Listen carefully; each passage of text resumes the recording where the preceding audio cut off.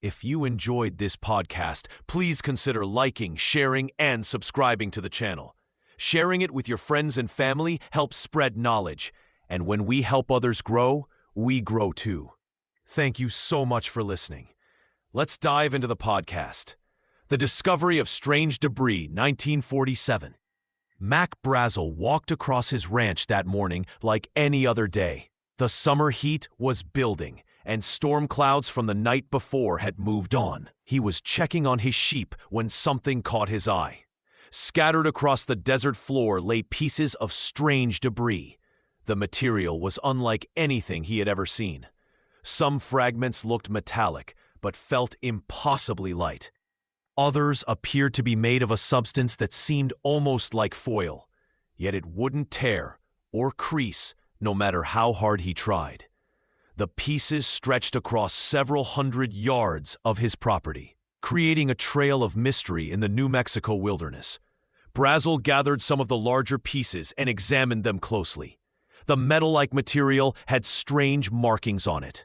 They looked almost like writing, but in no language he recognized. When he tried to bend the material, it would spring back to its original shape instantly. When he held it up to the light, it seemed to shimmer in ways that ordinary metal never did. 3 days passed before Brazel decided to drive into Roswell.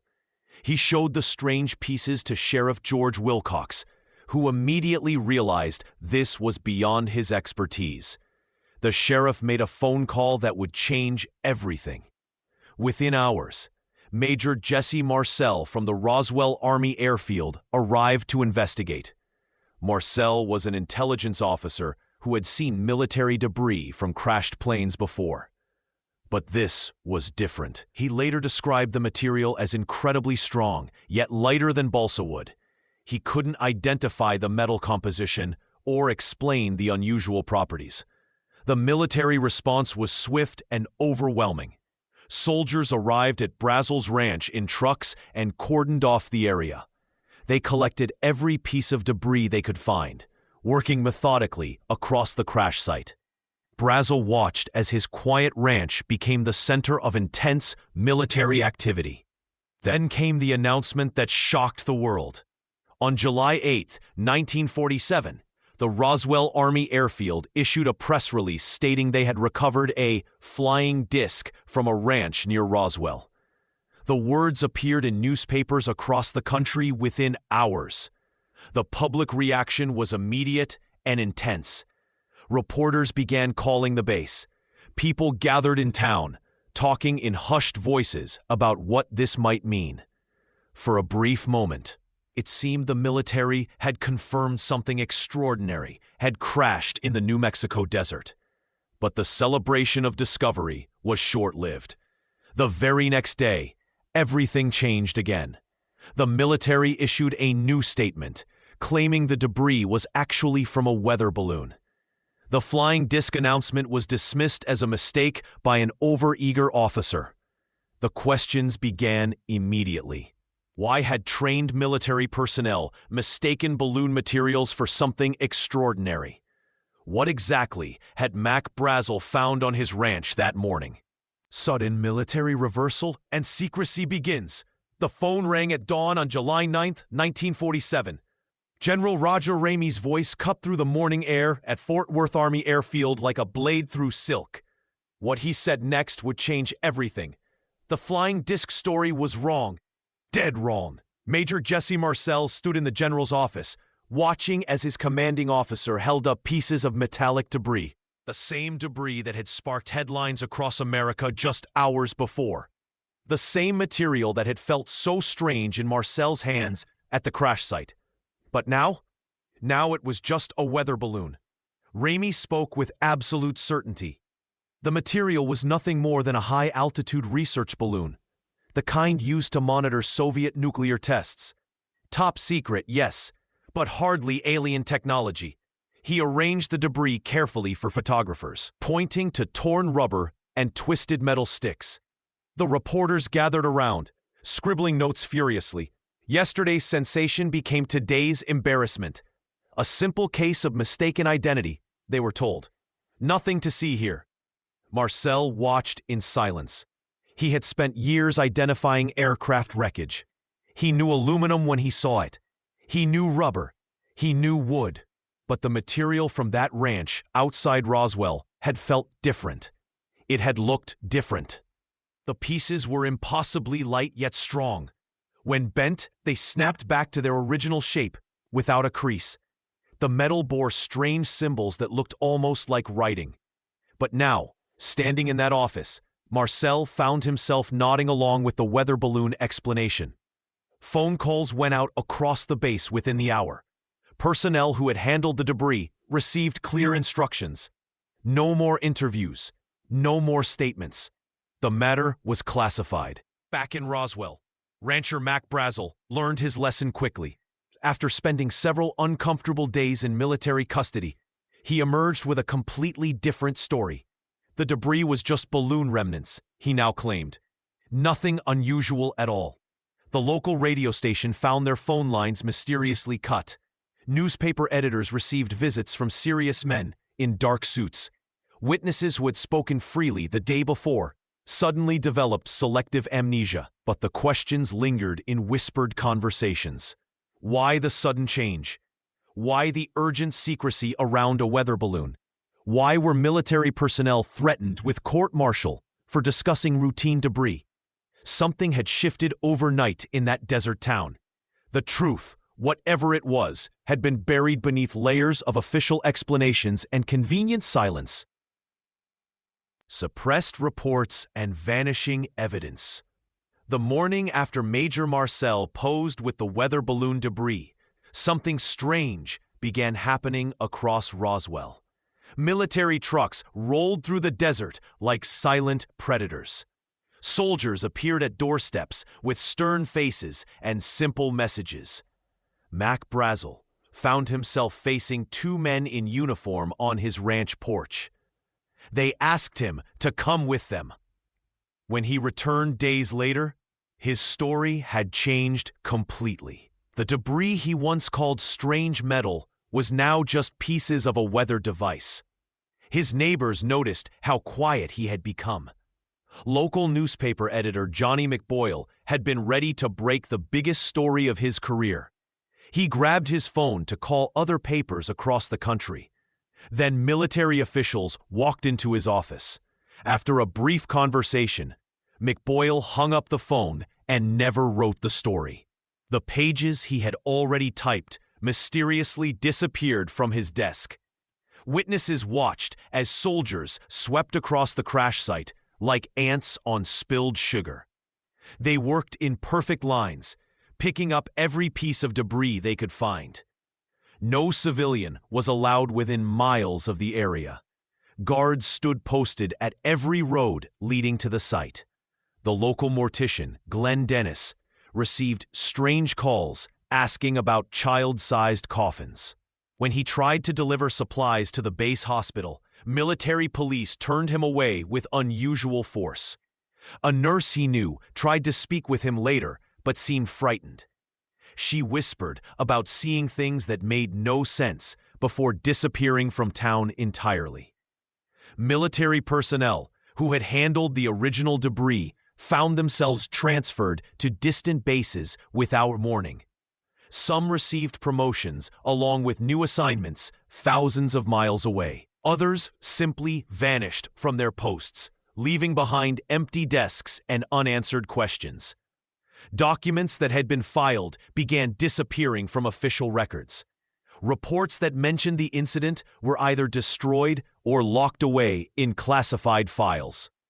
Phone logs from the base showed gaps during the crucial hours of the event. The metal fragments that civilians had collected as souvenirs were visited by military recovery teams. Families were asked politely but firmly to hand over any pieces they might have found. Most complied without argument. Those who hesitated received follow-up visits that were less friendly. Within weeks, the crash site looked as if nothing had ever happened there. The desert sand showed no signs of disturbance. Even the ranchers who lived nearby began questioning what they thought they had seen. This systematic removal of evidence created something more powerful than any proof could have provided. The silence itself became the story. People began asking why such extreme measures were necessary for a simple weather balloon accident. The harder officials worked to erase the incident, the more suspicious it appeared to those watching from the shadows. The resurrection of the Roswell mystery. Late 1970s. 30 years had passed since that strange summer in Roswell. The desert kept its secrets well, and most people had forgotten about the crashed weather balloon. But in the late 1970s, something changed. People who had stayed quiet for decades suddenly wanted to talk. Major Jesse Marcel was the first to break his silence. He had been the intelligence officer who first examined the debris in 1947. Now, as an old man, he spoke to researchers with a trembling voice. The metal pieces he had found were like nothing on Earth, he said. They bent but never broke. They had strange symbols that looked almost like writing. His words sent shockwaves through a small group of UFO researchers. If Marcel was telling the truth, then the military had lied for 30 years. Soon, other witnesses came forward. A nurse from the base hospital whispered about small bodies brought in during the night.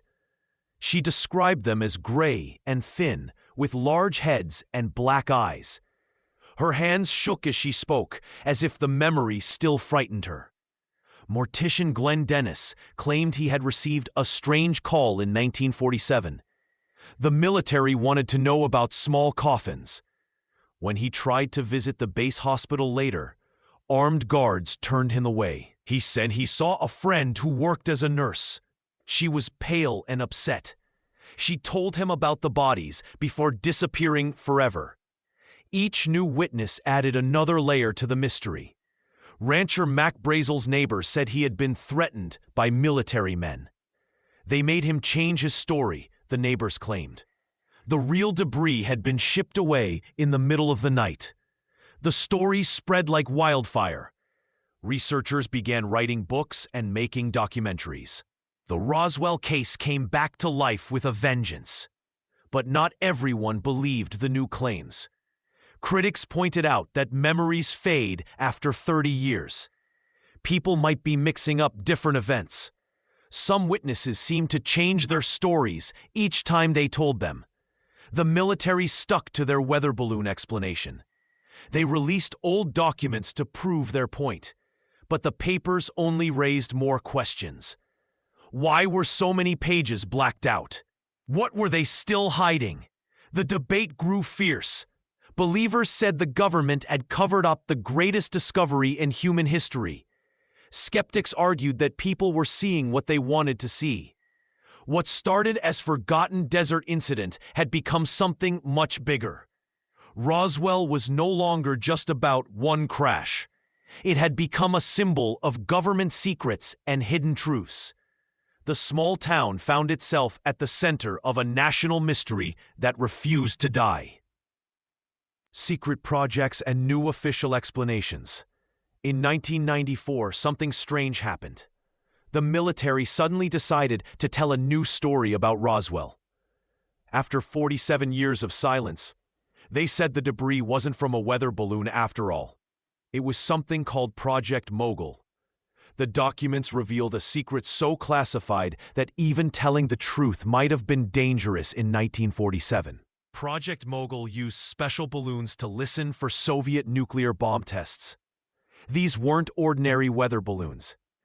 They carried sensitive microphones high into the atmosphere, hoping to catch the sound waves from atomic explosions thousands of miles away. The military explained that Major Marcel had found pieces of these spy balloons scattered across the desert. The strange materials, the odd symbols, the lightweight yet strong debris, all of it came from experimental equipment designed to detect America's enemies. But this new explanation created more questions than answers. Why wait nearly 50 years to tell this story? If Project Mogul was the truth, why not say so from the beginning? People noticed something troubling. Many of the original Project Mogul files had vanished. Some records were destroyed. Others simply disappeared from government archives. The timing felt suspicious to many observers. The 1990s revelation came just as public interest in UFOs reached new heights. Television shows about aliens filled the airwaves. Movies about government cover-ups packed theaters. Critics wondered if the military chose this moment to release a convenient explanation. Even stranger, the Project Mogul story had gaps. Flight records showed that some balloon missions were canceled due to weather. The debris field described by witnesses seemed too large for a single balloon train. Some materials didn't match what Project Mogul actually used. Former military personnel began speaking out in new ways. Some supported the Project Mogul explanation. Others insisted they had seen something far more unusual that day in 1947.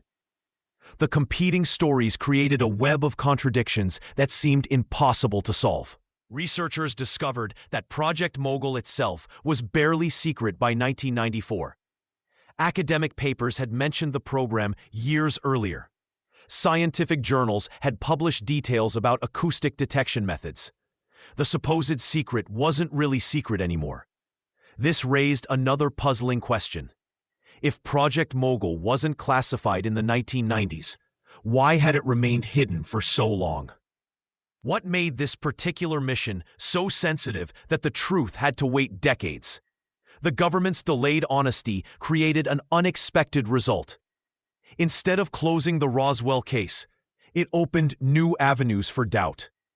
People began asking what other secrets might still be hidden. If one cover story could last 50 years, what else might be waiting in classified files? The mystery had grown larger, not smaller.